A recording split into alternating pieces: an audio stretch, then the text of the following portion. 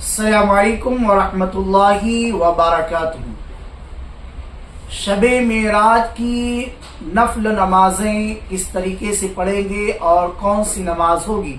آئیے سنتے ہیں۔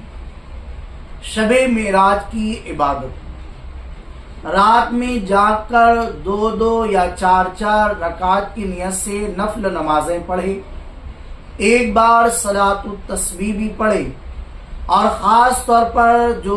12 رکعت نماز بیان کی جاتی ہے جس کی حدیث پاک میں رغبت دلائی گئی ہے، احیاء العلوم میں یہ ذکر ہے، وہ یہ ہے۔ حضرت انس روایت کرتے ہیں کہ نبی کریم صلی اللہ علیہ وسلم نے ارشاد فرمایا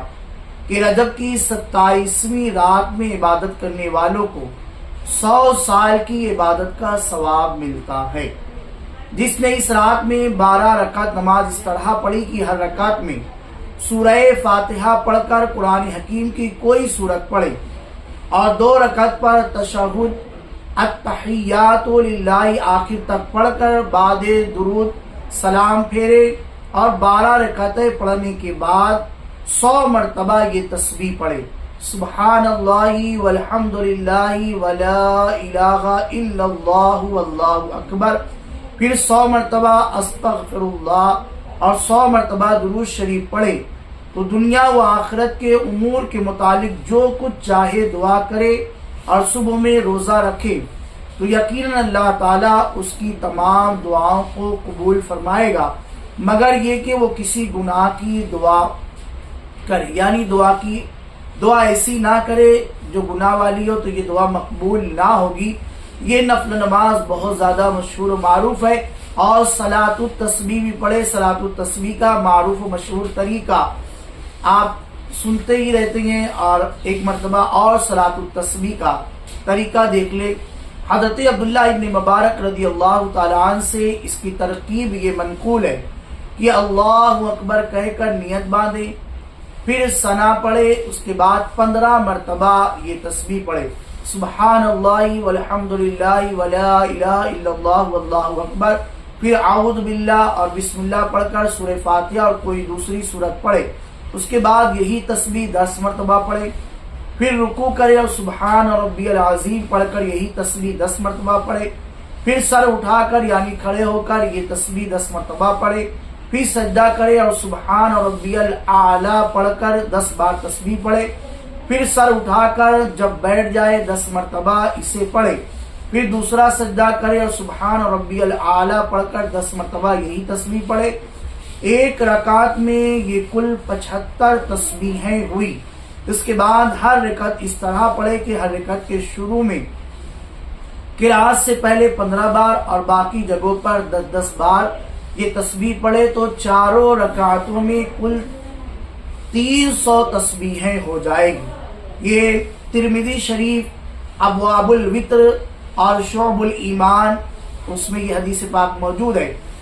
سرکار علیہ السلام نے حضرت عبداللہ بن عمر رضی اللہ تعالیٰ عنہ کو اس نماز کا یہی طریقہ بتایا تھا، اور اسی پر حنفیہ کا عمل بھی ہے۔ اب اس رات میں جو اذکار کثرت سے کرنے ہیں وہ بھی سن لیں۔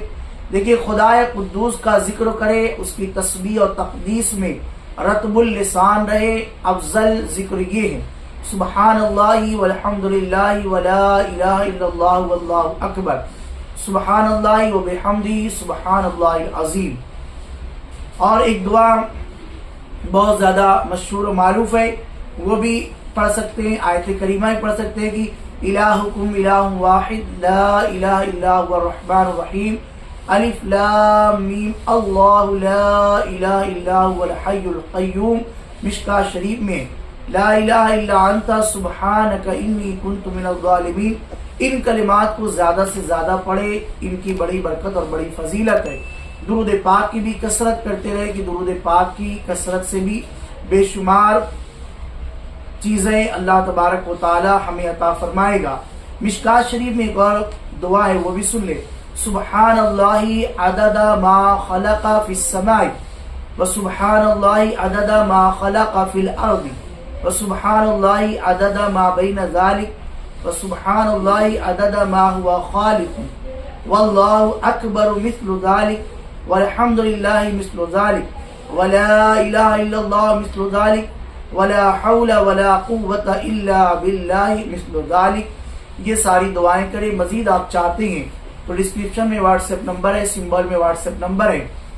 تو شب معراج کی نوافل کے تعلق سے, روزے کے تعلق سے آپ پوچھ سکتے ہیں. باقی اس ویڈیو کو لائک کرے, شیئر کرے, دوستوں تک پہنچائے تاکہ لوگ اسے سن کر شب معراج صحیح طریقے سے گزارے. شب معراج میں جاگنا,